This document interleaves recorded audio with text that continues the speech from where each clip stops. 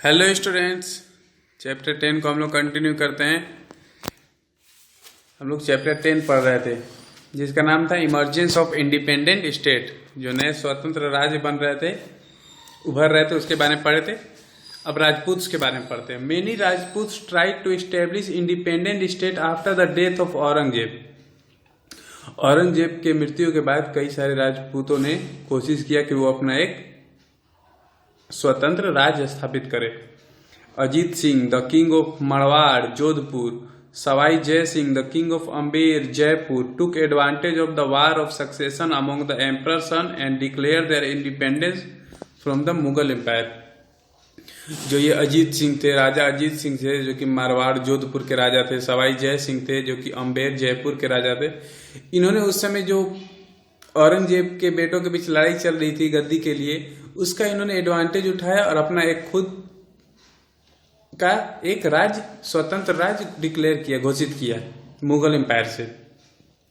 They were fed up of religious and administrative intolerance under Aurangzeb. और वो लोग परेशान हो गए थे। फेड अप यानी परेशान हो गए थे क्योंकि औरंगजेब के अंडर में उनको काफी रिलीजियस इंटॉलरेंस सहना पड़ रहा था। जो औरंगजेब जानते हैं कितना क्रूर था दूसरे धर्मों के प्रति। जय Singh had the governorship of Surat and Agra and Ajit Singh was the governor of Ajmer and Gujarat. जय सिंह सूरत और आगरा के थे गवर्नर और अजीत सिंह जो थे अजमेर और गुजरात के।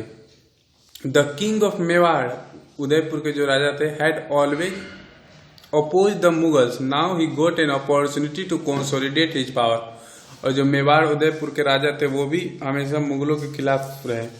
अब वो उनको अपॉर्चुनिटी मिल गया था कि वो अपनी पावर को कंसोलिडेट बढ़ा सके। देखिए सवाई जय सिंह का एक पिक्चर दिया है।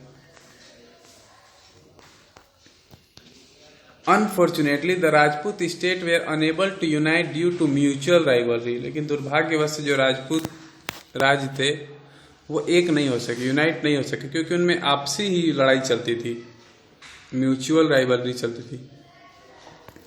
The surrounding territories diminished due to the increasing power of Jats, Maratha and local ruler. और जो उनके अगल बगल के टेरिटरीज थे वहां पे जाट, मराठा और लोकल रूलर्स कब्जा किए। अब पढ़ते Mysore. The state of Mysore rose the prominence in South India after the decline of Mughal power. Mughal power के डिक्लाइन के बाद जो मैसूर है वो साउथ इंडिया में एक पावरफुल क्षेत्र बनकर उभरा। Earlier it was ruled by Chikka Krishna Raj but the real power was in the hands of Wodeyar brothers.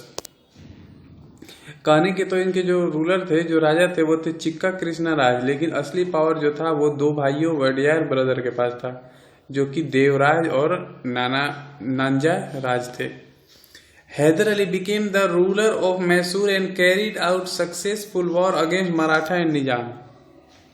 और उसके बाद हैदर अली वहां के शासक बने मैसूर के, और उसके बाद उन्होंने सफलतापूर्वक मराठा और निजाम से युद्ध लड़ा। After Hyder Ali his son Tipu Sultan became the ruler. और हैदर अली के बाद कौन बना राजा? उनके बेटे Tipu Sultan. He introduced many reform in the army, trade, coinage, weightage and measurement etc। और उन्हें कई सारी चीजों में बदलाव किए, जैसे सेना में, व्यापार में, सिक्के बनाने की कला में, वजन और माप में। He encourage hard work and protected the farmers.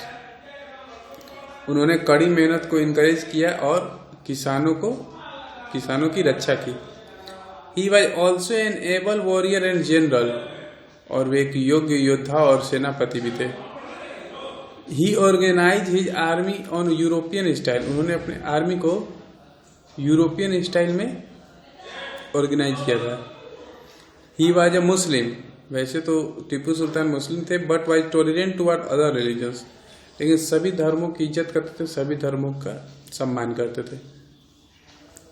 Tipu Sultan was a staunch enemy of the British and kept opposing them till his death. और टीपू सुल्तान जो थे वो अंग्रेजों के एक बहुत बड़े दुश्मन बन के उभरे और उन्होंने मरने तक टिल डेथ उनका विरोध किया। He sent his ambassador to France, Turkey, Iran and Arab states to seek help against the British. उन्होंने अपने अम्बेसडर यानी राजदूत को फ्रांस भेजा, टर्की भेजा, ईरान भेजा, अरब के राज्यों में भेजा कि वहां जाओ और ब्रिटिश से लड़ने के लिए मदद लेके आओ. He tried to modernize his naval power. देखिए टीपू सुल्तान का एक चरी दिया हुआ. Strengthen his power and develop external trade. उन्होंने अपनी पावर बढ़ाना चाहा और बाहरी व्यापार को भी बढ़ावा दिया. On the whole, India of 18th century lacked social unity due to feudal division and the economic disparity. The condition of the women was not good. 18वीं सदी में इंडिया जो था उसमें सोशल यूनिटी की कमी थी, यानी लोगों में एकता नहीं थी, लोग आपस में बैर करते थे, लड़ते थे. इसीलिए ना अंग्रेज आके यहाँ पे गुलाम बना लिए. जो औरतों की स्थिति थी वो भी अच्छी नहीं थी. The backwardness of agriculture and industry and the hands of foreign company destroy the internal and external trade. और जब खेती गया ये फॉरेन कंपनी के हाथों में, विदेशी कंपनियों के हाथों में, तो इससे इंटरनल और एक्सटर्नल ट्रेड बुरी तरह प्रभावित हुआ. Culture, architecture, painting, music and literature also suffered. और ये भी काफी सफर कर रहे थे, मुश्किल हो रहा था कल्चर को, architecture.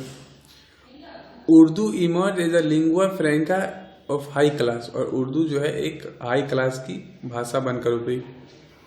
The Hindus receive primary education at the temple and the Muslim at the मॉस्क्यूज.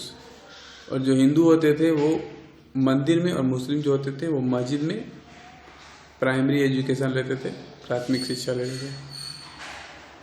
ठीक है, यहाँ आप एक मैप देख सकते हैं, मैप ऑफ मैसूर किंगडम. देखिए ये साउथ में मैसूर है, बाकी निजाम थे और यहाँ ब्रिटिशर्स थे. ये जितना पिंक दिख रहा है ना, यहाँ ब्रिटिशर्स के बाद में देखिए पूरे भारत में है. ओके, आज इतने ही रहने देते हैं, फिर हम लोग कल द जाट के बारे में पढ़ेंगे. Thank you.